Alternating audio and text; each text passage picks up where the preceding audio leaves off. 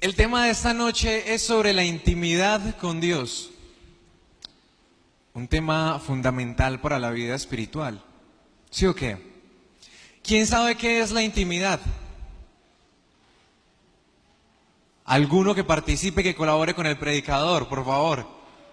Alguien con misericordia, que diga qué es la intimidad. ¿Cómo? Un encuentro, muy bien. ¿Qué más es la intimidad? Perdón, más fuerte. Relación.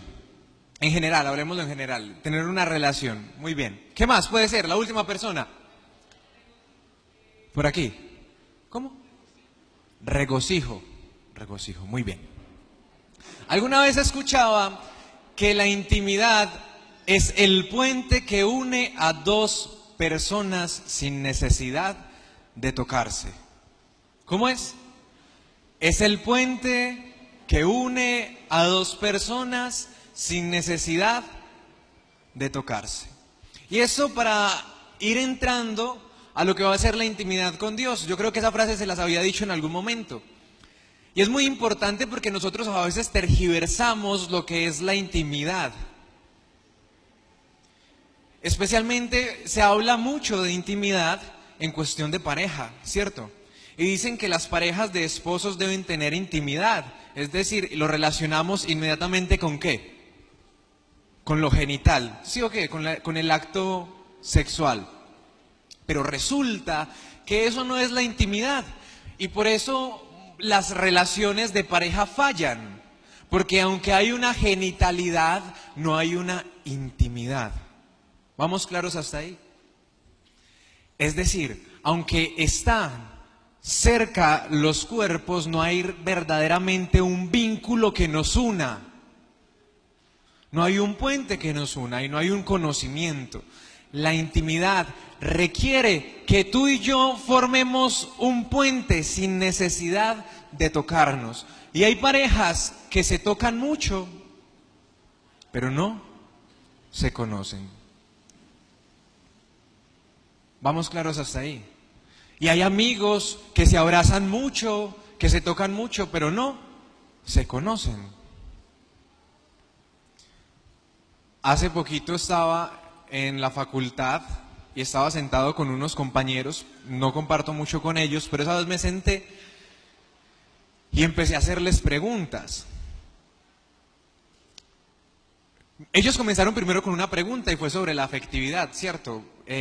Gran preocupación de la mayoría de las personas. Y entonces cuando, claro, me dieron pie y se me metieron haciéndome preguntas sobre la afectividad, yo les hice este comentario, que esto es clave. O sea, apréndase esto, que usted empieza a evangelizar por medio de esta pregunta en su trabajo, en su universidad, o en el colegio, los que todavía están en el colegio, y en su casa. Me preguntaron sobre qué pensaba de la relación de noviazgo, y yo dije, no, eso es tremendo, es demasiado importante, porque el noviazgo tiene un objetivo. ¿Usted sabe cuál es el objetivo del noviazgo? Entonces me dijeron, no. Ya bueno, entonces ¿usted para qué tiene novio o novia? Si no sabe cuál es el objetivo, cuál es el fin, cuál es la función. No ve que la decisión, la segunda decisión más importante tiene que ver con la afectividad. Y cuando usted y yo decimos eso, la segunda decisión más importante es la afectividad, ¿qué pregunta surge inmediatamente? ¿Cuál es la primera? ¿Sí o qué? Entonces apréndase esa. Usted dice, ojo, es que la segunda decisión más importante es sobre la afectividad. ¿Me voy a casar? ¿Sí o no? Y si sí, ¿con quién? Fundamental. Es lo segundo más importante en la vida. Y entonces siempre te van a preguntar, bueno, ¿y cuál es la primera? Y tú vas a decir, ¿le abro el corazón a Dios o no? Esa es la primera, porque eso cambia toda la vida. Y cuando empezamos a hablar, yo les empecé a hacer preguntas, por ejemplo, que normalmente los compañeros de universidad no se hacen, ni los compañeros de trabajo. ¿Cuál es tu miedo más grande? ¿Qué es lo que te genera más tristeza? Y cada uno iba diciendo. Y para sorpresa mía, me di cuenta de que una de las chicas dijo que estaba, pues en medio de las preguntas, dijo que estaba pasando por un momento en el que no sentía nada, no le importaba nada y que estaba a esto de suicidarse. Y entonces todos en la mesa quedaron como que, uy, ¿aquí qué pasó? Y otra empezó a llorar hablando y fue un momento muy especial. Y aunque ellos compartían constantemente, no conocían lo que había en el corazón de la otra persona. Porque repito, no hay una intimidad, no hay una unión del corazón. Y a veces nos pasa lo mismo con Dios. Estamos en los ambientes espirituales, pero no tenemos una intimidad con Dios. Y cuando tú y yo no tenemos intimidad con Dios, eso va a traer varias consecuencias. Pero antes de eso, yo les quiero compartir el que podríamos llamar mi salmo favorito.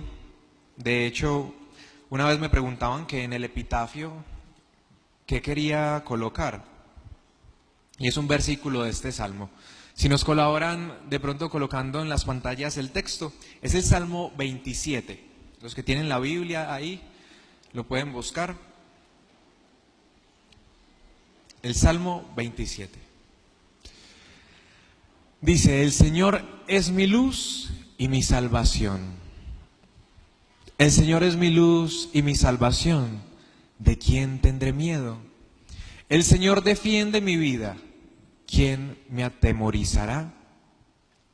Los malvados, mis enemigos, se juntan para atacarme y destruirme, pero ellos son los que tropiezan y caen. Aunque un ejército me rodee, mi corazón no tendrá miedo. Aunque se preparen para atacarme, permaneceré tranquilo. Solo una cosa, y esta es la parte. Este versículo 4. Solo una cosa he pedido al Señor, solo una cosa deseo. Estar en el templo del Señor todos los días de mi vida, para adorarle en su templo y contemplar su hermosura. Cuando lleguen los días malos, el Señor me dará abrigo en su templo, bajo su sombra me protegerá, me pondrá a salvo sobre una roca. Entonces podré levantar la cabeza por encima de mis enemigos. Entonces podré ofrecer sacrificios en el templo y gritar de alegría y cantar himnos al Señor. A ti clamo, Señor, escúchame. Ten compasión de mí, respóndeme. El corazón me dice, ojo a este versículo, busca la presencia del Señor. ¿Qué dice el corazón? Y yo, Señor, busco tu presencia. No te escondas de mí, no rechaces con ira. Mi única ayuda eres tú. No me dejes solo y sin amparo, pues tú eres mi Dios y Salvador. Aunque mi padre y mi madre me abandonen, tú, Señor, te harás cargo de mí. Señor, muéstrame tu camino, guíame por la buena senda a causa de mis enemigos. No me entregues a su voluntad, pues se han levantado contra mí testigos falsos y violentos. Pero yo estoy convencido de que llegaré a ver la bondad del Señor a lo largo de esta vida. Ten confianza en el Señor, ten valor, no te desanimes, sí, ten confianza en el Señor. Otra versión, que es la que yo tengo, dice en el último versículo, espera en el Señor, sé valiente, ten ánimo, espera en el Señor. Dígaselo al que tiene al lado. Espera en el Señor, sé valiente, ten ánimo, espera en el Señor. Y al que tiene atrás, o al del otro lado, espera en el Señor, sé valiente, ten ánimo, espera en el Señor. ¿Hermoso este salmo o no? ¿Sí o qué? Te pueden abandonar tu padre y tu madre, pero el Señor, ¿qué va a hacer? Te va a acoger. ¿Y qué es lo que grita el corazón de cada uno de nosotros? Busca la presencia. Esta versión dice, busca el rostro del Señor. Y yo digo, tu rostro buscaré, Señor, no me escondas tu rostro. Quiere decir que tú y yo constantemente lo único que buscamos en esta vida es una cosa. En muchos de nosotros, ya de manera consciente, porque hemos tenido la gracia de venir a un grupo como estos, y nos hemos dado cuenta de que lo que buscábamos en otras partes era solo una cosa, el rostro del Señor. Pero hay muchas personas que todavía no han venido a un espacio como este y están buscando de manera inconsciente el rostro del Señor, pero lo buscan en lugares equivocados. Como la Magdalena, ¿se acuerda?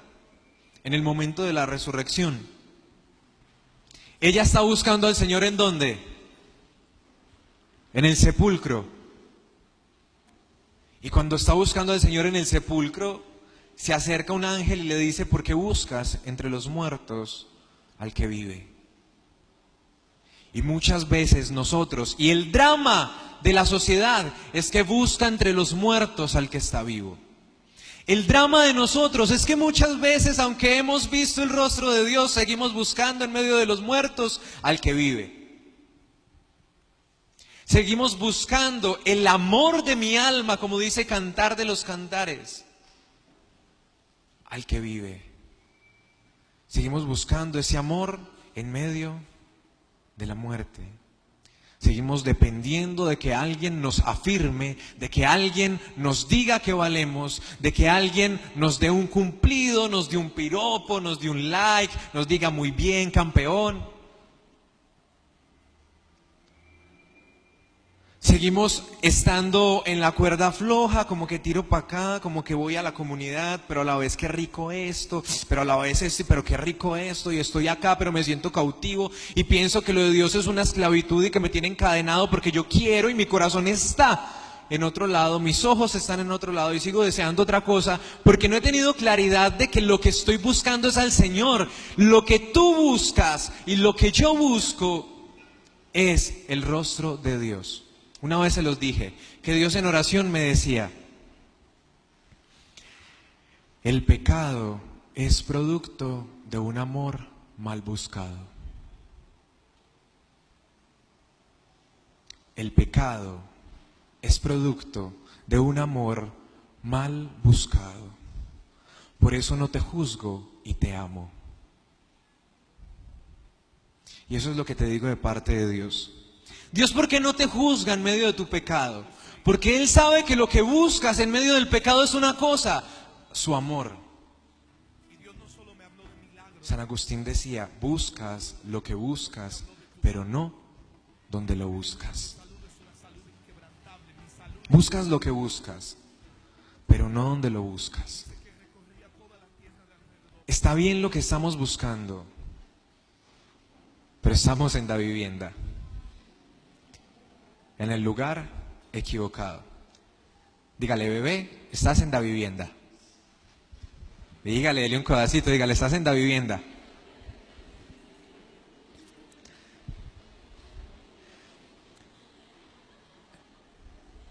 ¿Cómo salimos de la vivienda? Por medio de la intimidad. Cuando no tenemos intimidad empiezan a pasar varias cosas. Primero, sin la intimidad nada resulta. Sin la intimidad con Dios, nada resulta. Les decía a los del retiro de inicio hace poco, a veces cuando nosotros estamos tratando con Dios, Dios nos empieza a decir, no, por ahí no es. Y uno le dice, ¿cómo que no, Señor? Si mira para dónde voy. Y el mundo empieza a decir, wow, estás bendecida y afortunada. Y no falta la que se sienta bendecida y afortunada. porque no ha visto lo que hay después. Y yo les decía que era como subir una loma, y cuando tú estás subiendo una loma o estás subiendo una montaña, uno solamente alcanza a ver la colina, la cima, y todo perfecto, y uno dice, wow, tan bonito, este trabajo que me resultó, uy, la economía como va de bien por medio de este negocio. Y Dios está diciendo, no, un momentico, por ahí no es, eso no es. Pero Señor, ¿por qué? Si estoy bien en la economía, si mire, estoy subiendo. Esta relación, Señor, vamos súper bien. Y Dios dice, no. ¿Por qué Dios dice no? Porque Dios alcanza a ver lo que tú y yo no vemos. Porque con el Espíritu se alcanza a ver lo que con la carne no se puede ver. Quiere decir que nosotros en la carne estamos viendo una cima que se ve majestuosa, que se ve maravillosa, que uno dice, por aquí es. Y el Señor dice, no, por ahí no es. Porque Él está viendo lo que hay después de la cima, el descenso. Y eso tú y yo no lo vemos. Solamente lo vemos cuando llegamos. Y posiblemente cuando ya haya subido sea tarde. Y por eso Él desde ya te dice, no, por ahí no es. Nosotros sin intimidad. Segundo, vemos las cosas diferentes. Primero, nada nos resulta. Por lo menos en cuanto a los propósitos de Dios. Porque lo de Dios no es en mis fuerzas.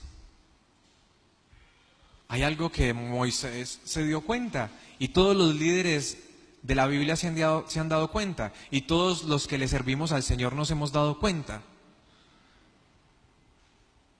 La tarea supera nuestras fuerzas. La tarea supera nuestras fuerzas.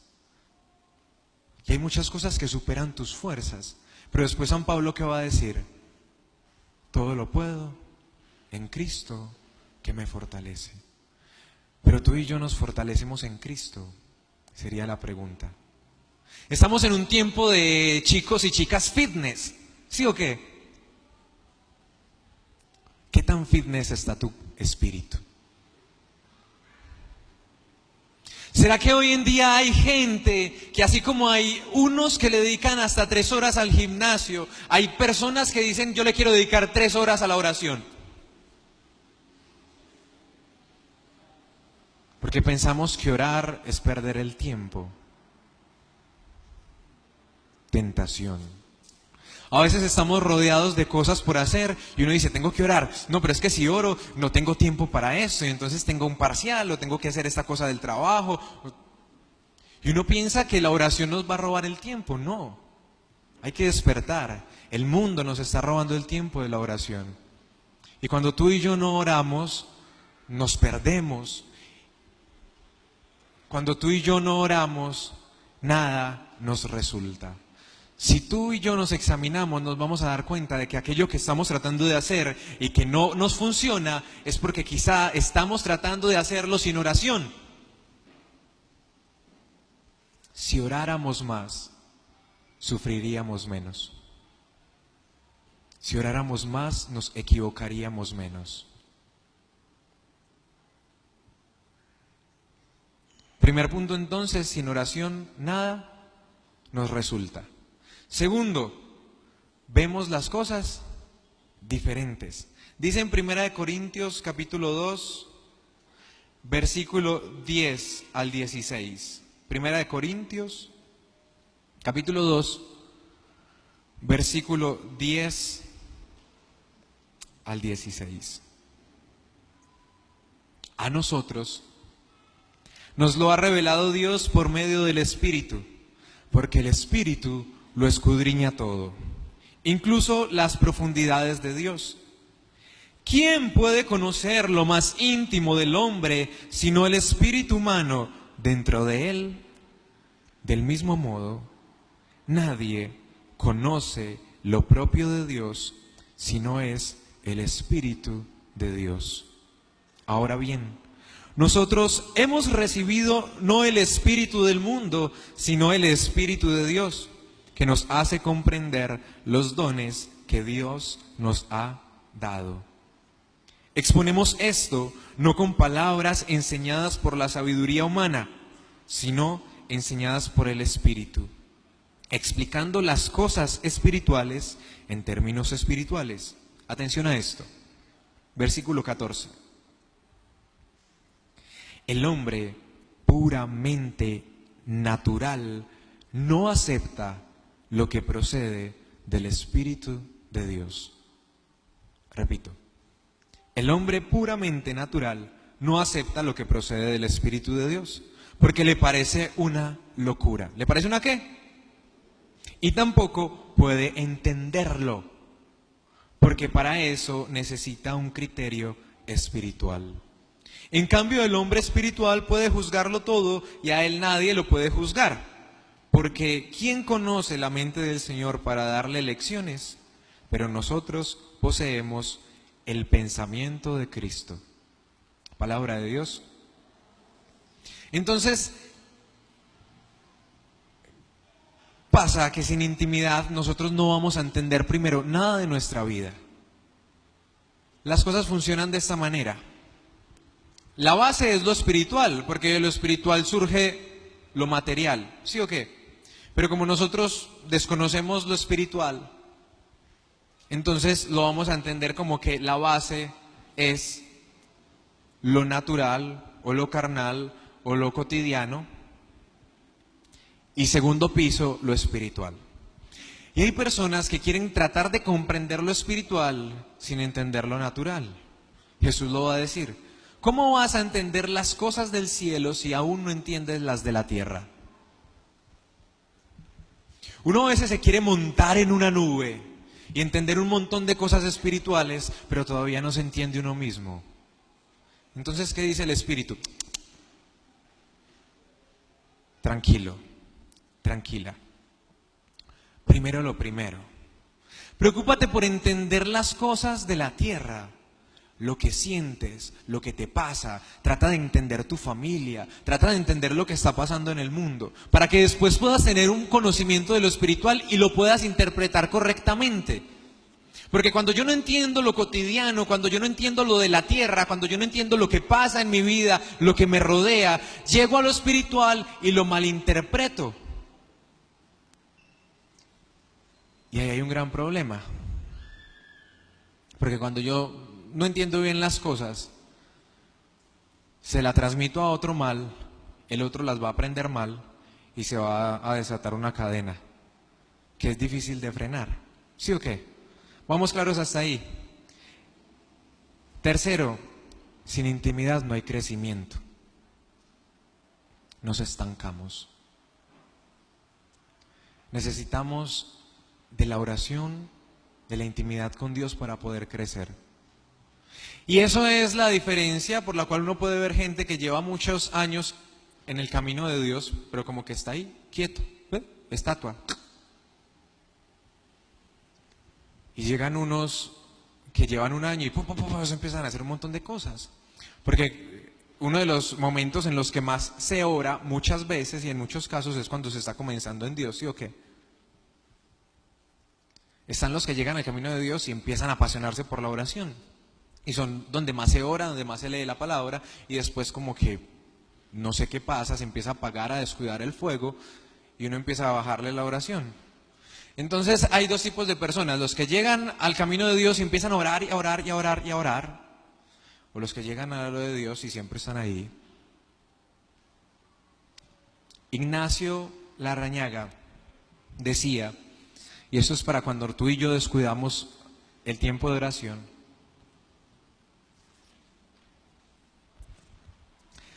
rescata los tiempos fuertes de oración y los tiempos fuertes te rescatarán a ti. Dígalo conmigo. Rescata los tiempos fuertes de oración y los tiempos fuertes te rescatarán a ti.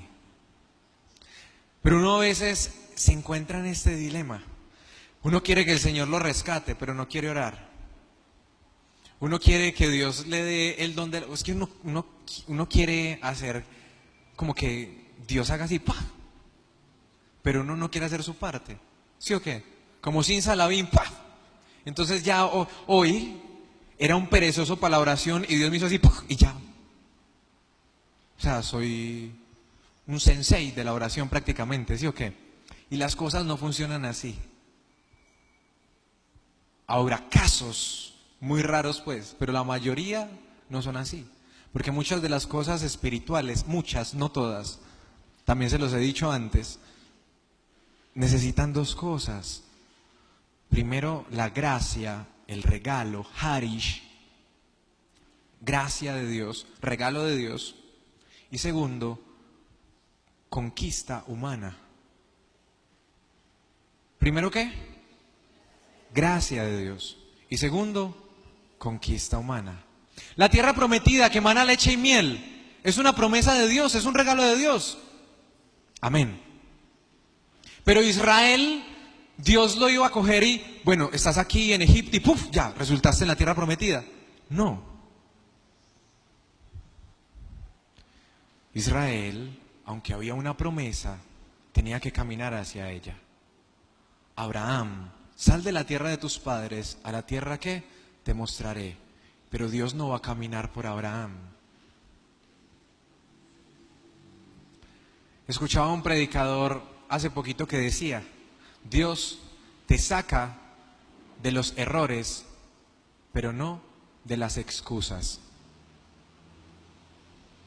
Te lo repito, Dios te saca de los errores, pero difícilmente te va a sacar de las excusas. Y nosotros sí ponemos excusas para orar, ¿sí o qué? Ah, es que tengo un sueño. Ah, es que qué hambre. Ah, es que qué bulla. Ah, es que no hay música como para poder entrar ahí. Ah, es que la silla. Ah, es que la hora. Ah, es que el trabajo. Ah, es que los niños. Ah, es que... Siempre hay excusas. Nosotros tenemos que dejar las excusas a un lado y tener un espíritu firme, un espíritu valiente. Cuarto, sin oración nosotros no podemos transfigurar a Cristo. O sea, no lo podemos reflejar. Y todos tenemos áreas en las que es horrible. Por ejemplo, una cosa es que ustedes me vean aquí predicando, y otras que me vean en medio de un taco manejando. Y con el motoneto imprudente que no falta. Pues los de acá yo sé que son muy prudentes para manejar, o sea, esos manejan con el evangelio en la mano. Pero los de afuera hay mucha imprudencia. Y a mí me da, o sea, yo me transfiguro, pero en otra cosa, no en Cristo. Cuando yo veo que un man va a girar y no pone las direccionales, o sea, algo tan simple, eso es bobo, eso es muy común acá, pero a mí me enerva, o sea, sale como Hulk ahí, yo lo quiero acabar. O cuando alguien se mete así como a la brava, yo no lo dejo meter. Y va a meter el carro y yo también se lo meto. O sea, hasta ahí, o sea, Cristo ¿dónde quedó en la comunidad? Porque en el carro no está. Esa es la realidad. Pero eso sí, hay alguien que me pone las direccionales y ahí mismo, hágale. Oh, hágale. Pero no sé, es una pendejada que tengo. Y ahí se me dificulta transfigurar a Cristo. Cada uno de nosotros tendremos el área en la que se nos dificulta. Y sin oración va a ser imposible que Él salga. Miren, es tan triste porque nosotros a veces dejamos lo espiritual acá. Y entonces yo digo, verdaderamente, a veces no hay una verdadera intimidad. Y ahorita profundizamos un poquito en eso. Veía yo una señora de esas típicas de que uno se ve por su manera de vestir que es creyente, ¿cierto? Y había un man, un habitante de la calle, acostado en la acera de su casa. Y ella lo que hizo fue que con la escoba le tiraba el polvo encima para que el man se fuera. Entonces yo decía, pues, ¿dónde queda lo cristiano? ¿A dónde queda aquella palabra que leemos, que lo que hiciste con uno de estos más pequeños lo hiciste conmigo? Tuve hambre y no me diste de comer. Estuve desnudo y no me vestiste. Estuve enfermo y no me visitaste. Señor, pero ¿cuándo te vimos con hambre, desnudo, enfermo? Y es allí donde debemos aprender y la intimidad nos va a abrir los ojos para encontrar al Cristo en la calle. Porque como dicen por ahí, la oración sin acción es pura ilusión. Si tú dices, no, yo oro 3 horas todos los días, 2 horas, 1 hora, 45 minutos, wow. Pero al momento de actuar, no está surgiendo la oración, es por una razón. Porque estamos orando en la carne y no en el espíritu. Porque eso lo habla Pablo. Tú y yo podemos orar en la carne. Por eso la oración no tiene resultado. Otra cosa es orar en el espíritu. No sé si se han dado cuenta que en los últimos grupos John ha estado cantando una canción al Espíritu Santo antes de predicar. La de Abro el corazón y las ventanas, cuando empieza la mañana, por si quieres hoy venir. Porque el Espíritu es fundamental en la vida de la iglesia. Una cosa eran los discípulos antes de recibir el Espíritu y otra después de recibirlo. Cuando tú y yo leemos los evangelios, vemos que Jesús, lo primero que se fue a hacer antes de ir a predicar fue que llegó al desierto, porque Él quiso. No, muy bien, no fue porque Él quiso. Fue porque el Espíritu lo llevó al desierto. Movido por el Espíritu llegó al desierto. Movido por el Espíritu va a caminar de un pueblo a otro hasta llegar a Jerusalén. Jesús nos enseña que nosotros nos tenemos que mover por el Espíritu. Pero muchas veces lo que hacemos tristemente es movernos en la carne. Y por eso nada nos resulta. Por eso lo que oramos no se nota. Por más tiempo que pases. Porque estamos en la carne. Y eso se nota en los intereses. Y eso se nota en los sueños. Y eso se nota en los proyectos que tenemos. Y dice, wow, este man sí ora, pero a ver sus sueños. ¡Plac! Dime tus sueños, dime tus proyectos, dime tus intereses y te diré si estás orando en el espíritu o en la carne.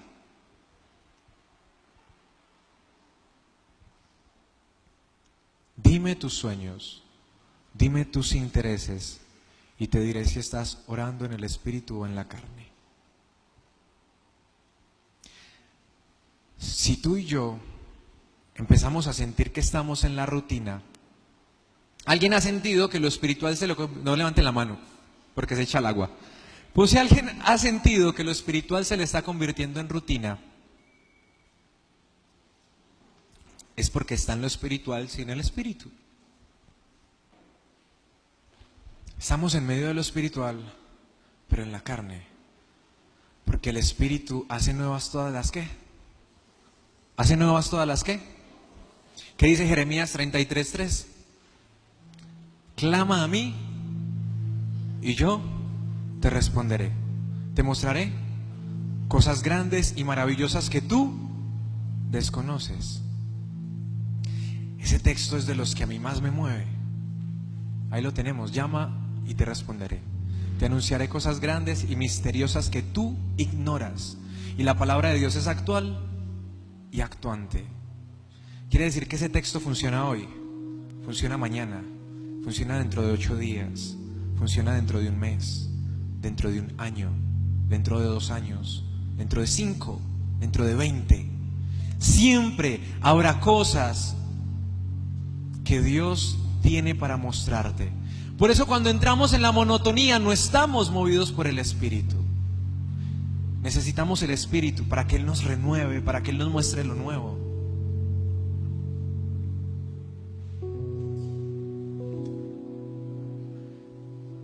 Si a mí yo me ponía a pensar cómo definir la intimidad con Dios.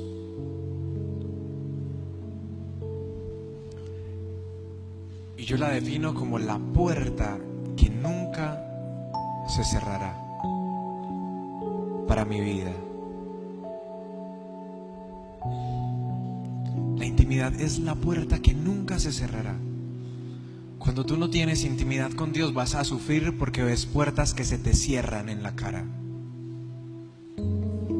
Pero cuando estamos en la intimidad con Dios entendemos que esa puerta se cierra. Y el Espíritu me recuerda, yo soy el que abro y nadie puede cerrar. Y yo soy el que cierro y nadie puede abrir. Y la paz llega a mi corazón.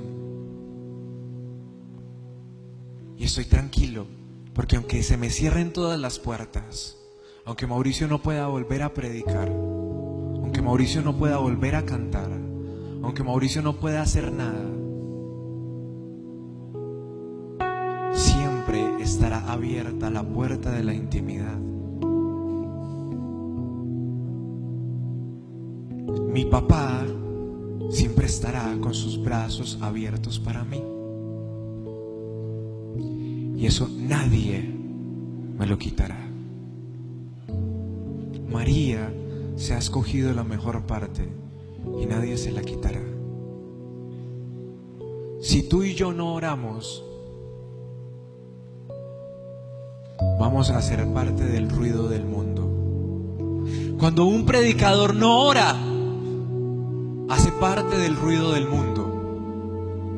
Cuando un cantante no ora, hace parte del ruido del mundo. Cuando un baterista no ora, hace parte del ruido del mundo. Cuando un bajista, un guitarrista no oran, hacen parte del ruido del mundo.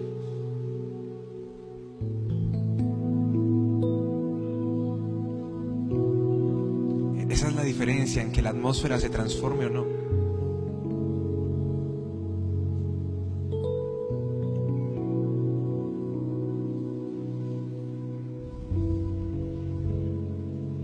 Termino con este texto.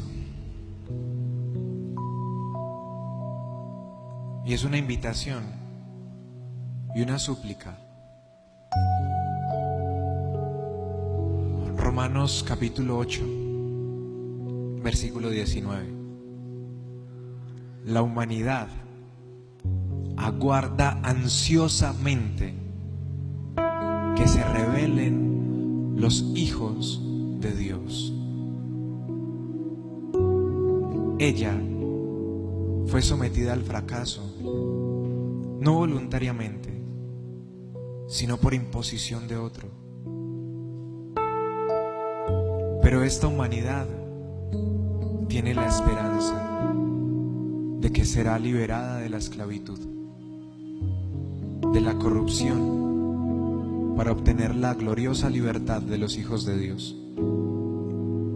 Sabemos que hasta ahora la humanidad entera está gimiendo con dolores de parto. Y no solo ella, también nosotros, que poseemos las primicias del Espíritu, gemimos por dentro, esperando la condición de hijos adoptivos, el rescate de nuestro cuerpo. Dios hoy simplemente nos quiere hacer una invitación, y es a entender, a que nos duela la humanidad, que tú y yo somos los primeros que gemimos con dolores de parto. Tú y yo somos los primeros.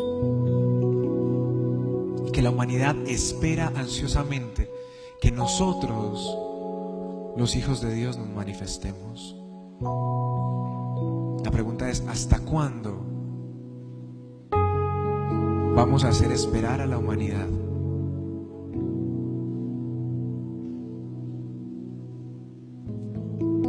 ¿Hasta cuándo vamos a dejar a Dios plantado?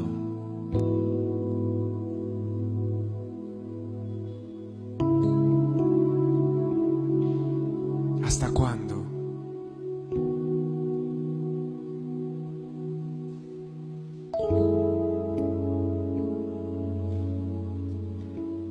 Te invito a que cerremos los ojos.